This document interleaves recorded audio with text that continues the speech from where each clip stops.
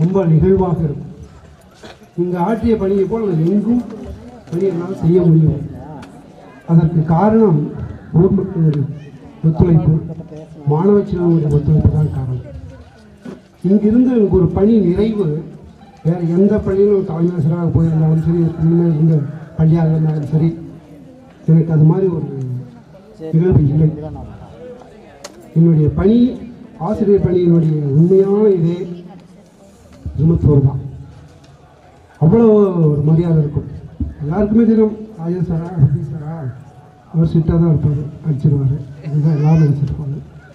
ஆனால் அதுக்கு அப்பாற்பட்டு சில பேர் எல்லாரும் என்னை பற்றி நல்லா புரிஞ்சவங்க நல்லா தெரியும், எப்படி இருப்பாங்கன்றது தெரியும். அதனால் எனக்கு ரொம்ப ஒரு நெகிழ்ச்சியான ஒரு நிகழ்வு தான். இப்போ பசங்க நீங்கள் வந்து கூப்பிடும்போது நான் சொன்னேன், கண்டிப்பாக நான் ஒரு பேசுவோம்.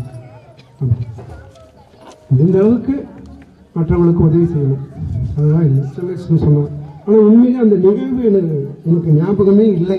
சென்னை சொன்னது தான் ஞாபகமே தவிர சென்னை என்ன செஞ்சோன்றது எனக்கு அந்த கொஞ்சம் ஒரு பாயிண்ட் கூட மைண்டில் இல்லை.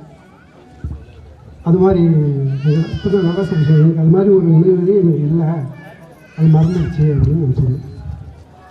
அதுபோல் முன்னாள் மாணவர்கள் அனைவருமே சொல்கிறேன், நாம் படித்த பள்ளிக்கு ஏதாவது ஒன்று செய்ய வேண்டும், அடிப்படை வசதிகளை செய்து கொடுக்க வேண்டும்.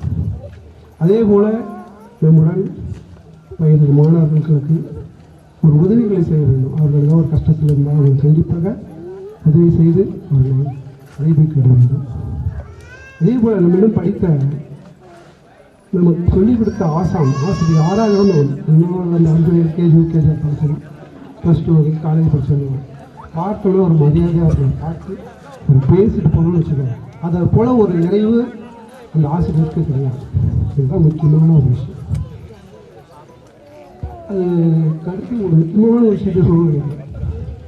நம்ம எந்த பணிக்கு சென்றாலும் இப்போ அந்த பணிகளை செய்வதற்கு தடையாக இருப்பது நம்முடைய செல்போன் தான். வேலை செஞ்சுட்டே இருப்போம், கரெக்டாக போகணும் தான், கரெக்டாக போகணுன்னு வேலை போகும், வேலை நீங்கள் பாருங்க. பல விஷயங்கள் அந்த மாதிரி பார்த்துருக்கேன். கிளாஸில் கூட ஃபோன் வரும்போது நிறைய பேர் அந்த ஸ்டாஃபுங்க போவாங்க, பேசுவாங்க. ஆனால் ஒரு சில ஸ்டாஃபுங்க கட் பண்ணி வச்சுட்டு ஆள் வச்சுட்டு அப்புறம் தான் என்னென்னு பேசுவாங்க. அதே போல் தான் நம்ம என்கிட்ட படித்த மாணவர்கள் எல்லாருமே நம்ம எந்த வேலை செய்தாலும் அந்த வேலையை முடித்த பிறகு தான் எப்படி ஒரு 1/2 மணி நேரத்தில் முடிச்சிடும், அதுக்குள்ளே போகணும் தலை போயிருப்பாங்க.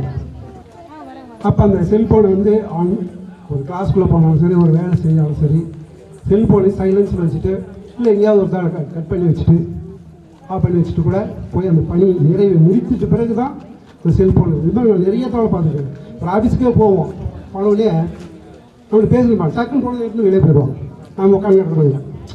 அப்போ என்ன நினைப்பாங்க, இந்த செல்ஃபோனால் நிறைய பிரச்சனை இருக்குது அப்படின்ற விஷயங்கள்லாம் நிறையா இருக்குது. நான் அது எல்லாத்தாலும் சொல்லணும்னு நினைப்பேன். இந்த செல்ஃபோனில் பல விஷயங்கள் பாதிக்குது. நல்ல விஷயம்தான் நம்ம எடுத்துக்கலாம்.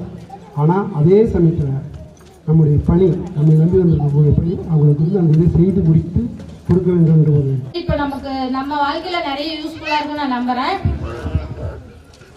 வரக்கூடாது அப்படின்னு இல்லை, எல்லாருமே தான் வரணும்.